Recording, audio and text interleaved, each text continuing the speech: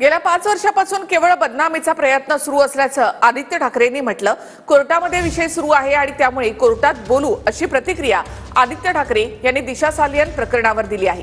यावर 8 जूनला कुठे होतात हे सांगा असं आव्हान नितेश राणे यांनी दिलंय। गेले 5 वर्ष बदनामीचा प्रयत्न हा होतच सातत्याने कोर्टात आहे, कोर्टात बोलू।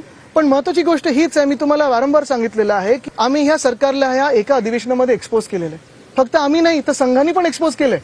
काल तर संघातले देखील लोक बोललेत ना की औरंगजेब विषय हा चुकीचा आहे। कोर्टातच पाहायची आहे, आम्हाला नका उत्तर देत बसू। तुम्हाला जास्त त्रास नाही देणार।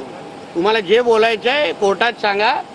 कोर्टात सांगा की दिशा सालियनचे वडील पण आता खोटं बोलतायत। ज्यांची मुलगी गेली आहे ना ते वडील पण आता खोटं बोलतायत। सांगून टाका कोर्टात। आम्हाला काय, तोपर्यंत माझ्यावर आरोप क्लिअर होत नाही तोपर्यंत मी आमदार म्हणून राहणार नाही।